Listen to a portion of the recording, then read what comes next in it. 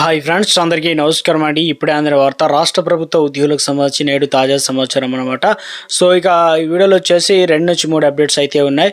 ఇక ఈరోజు తేదీ చూసుకున్నట్లయితే ఫిబ్రవరి 5వ తారీఖు 2026 అండి. చివరి వరకు చూసి తెలుసుకోండి. మరోసారి ఛానల్ వస్తే తప్పకుండా సబ్స్క్రైబ్ చేసుకోండి. చూస్తున్నారు కానీ లైక్ చేయడం మర్చిపోతున్నారు. వెంటనే లైక్ చేయండి. ఇక వివరాలకైతే వెళ్ళిపోదామండి. మనం మొట్టమొదటి అప్డేట్ వచ్చేసి తెలంగాణ రాష్ట్ర వ్యాప్తంగా అంటే రాష్ట్రంలో విద్యుత్ ఉద్యోగులకు ప్రభుత్వం శుభవార్త చెప్పింది. 2026 జనవరి 1 నుంచి ఉద్యోగులకు కరువు భత్యం 1.621% పెంచుతూ జారీ చేసిందనమాట. దీంతో ప్రస్తుతం విద్యుత్ సంస్థలో పనిచేసిన దాదాపు 43,000 మంది ఉద్యోగులు పనిచేస్తున్నారు. గత ఏడాది జూలైలోనే ఖరారు చేసిన దాని ప్రకారం డిఏ 17.651% కొనసాగుతుంది. ఇక 6 నెలలకు ఒకసారి డిఏ సవరణ జరుగుతుంది. తాజా సవరణ ప్రకారం 6.12% పెరుగుతో డిఏ అనేది 19.272% చేరింది. ఇక ఈ నెల వేతనంతో పెరిగిన డిఏ బకాయిలు కూడా అందుతాయన్నమాట. ఉద్యోగులకు సంబంధించి గుడ్ను చెప్పే ప్రయత్నం చేశారు. విద్యుత్ ఉద్యోగులకు సంబంధించి పెరిగినటువంటి డిఏ అన్నమాట.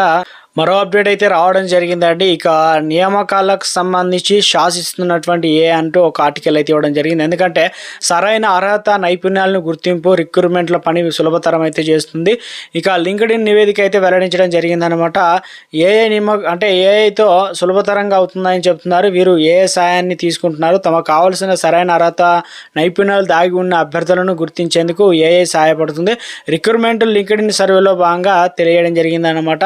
ఒత్తిళ్ల మధ్య ఏఐని పరిష్కారంగా వారు భావిస్తున్నారు. 2025 నవంబర్ 13 నుంచి 28 మధ్య దాదాపుగా 19,113 మంది అభిప్రాయాలు, నవంబర్ 10 నుంచి 27 మధ్య 6,554 అంతర్జాతీయ హెచ్ఆర్ నిపుణుల లింక్డ్ఇన్ సర్వే చేసిన వివరాలు అయితే విడుదల చేయడం జరిగింది. గతంలో తాము గుర్తించలేని నైపుణ్యాన్ని కలిగిన అభ్యర్థుల నియామకాన్ని ఏఐ సహాయపడుతుందని చెప్పేసి 71% అనేది చెప్పడం అయితే జరిగిందనమాట.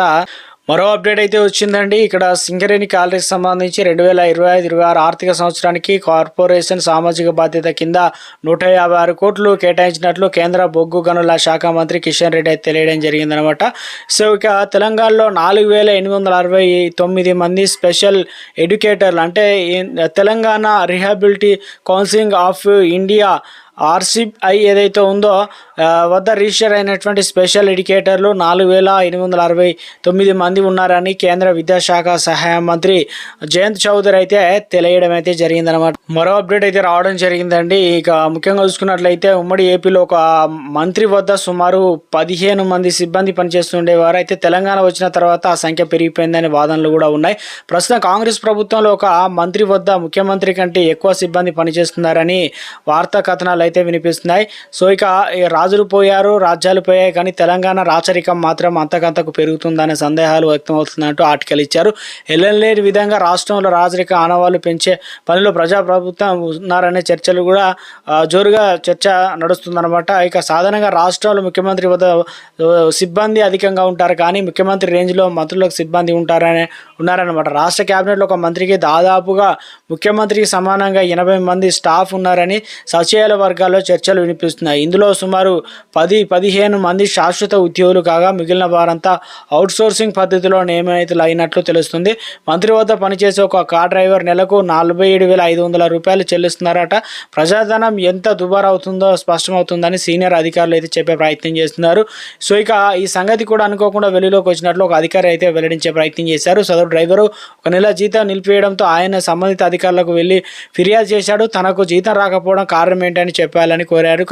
సరే కదా అని ఆ డ్రైవర్ వివరాలు పరిశీలించిన అధికారులు విస్మయం గురి కారణం కావడం జరిగింది. డ్రైవర్కు చెల్లిస్తున్నటువంటి భారీ జీతం, ఇంత జీతం చెల్లిస్తున్నారనే లోపల అనుకోవడం ఏమీ చేయలేని పరిస్థితి ఆయనదంటూ ఒక లేటెస్ట్ అప్డేట్ అయితే ఇవ్వడం అయితే జరిగిందనమాట. మొత్తానికి అయితే మరో అప్డేట్ అయితే వచ్చిందండి. రాష్ట్ర వ్యవసాయ శాఖలో బోగస్ అగ్రికల్చర్ డిగ్రీలు కావచ్చు, డిప్లొమాలతో ఉద్యోగాలు పొందిన వారి వ్యవహారం మళ్లీ సంచలనం సృష్టిస్తుంది. గత ప్రభుత్వ హయాంలో జరిగిన అక్రమాలకు ఇప్పుడు ఒక్కొక్కటిగా వెలుగులోకి వస్తున్నాయి అంటున్నారు.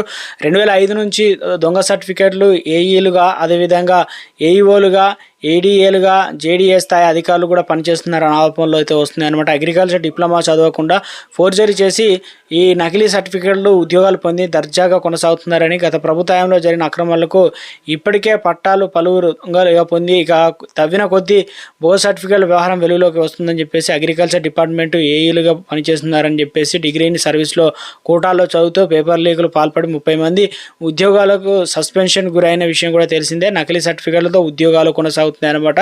గతంలో జరిగిన రిక్రూట్మెంట్ అంబేద్కర్ యూనివర్సిటీ దాదాపు 30 మంది అగ్రికల్చర్ బీఎస్సీ చేసినట్లు పలువురు అభ్యర్థులు సర్టిఫికేట్లు అయితే చూపించారు. అయితే ఇవన్నీ కూడా నకిలీ అని ఇక ఐసీఏఆర్ గుర్తింపు లేని యూనివర్సిటీ నుంచి కొనుగోలు చేసినటువంటి సర్టిఫికేట్లు అనే ఆరోపణలు వచ్చాయి. కొందరికి సర్టిఫికేట్లో దేశంలో ఎక్కడలేని సాయిల్ సైకాలజీ వంటి సబ్జెక్టులు కూడా ఒకే ఇయర్లో చదివిన రిజిస్ట్రేషన్ వీసీ సంతకాలు వేరువేరుగా ఉండడం వంటి బయటపడ్డాయి. ఇలా అగ్రికల్చర్ డిపార్ట్మెంట్ దాదాపు 150 మంది చేరినట్టు తెలుస్తుంది. తాజాగా జగిత్యాల జిల్లాలో మహిళ ఏపీకి చెందిన అగ్రికల్చర్ డిప్లొమా పట్టాను ఫోర్జరీ చేసిన ఇవన్నీ కూడా ఉన్నట్లు అక్రమార్కులకు సంబంధించి ఒక లేటెస్ట్ అప్డేట్ అయితే రావడం అయితే జరిగిందండి. మరో అప్డేట్ అయితే రావడం జరిగిందండి. ముఖ్యంగా అవినీతి నిరోధక శాఖ మరో అవినీతి తిమింగలాన్ని వెలికితీసింది.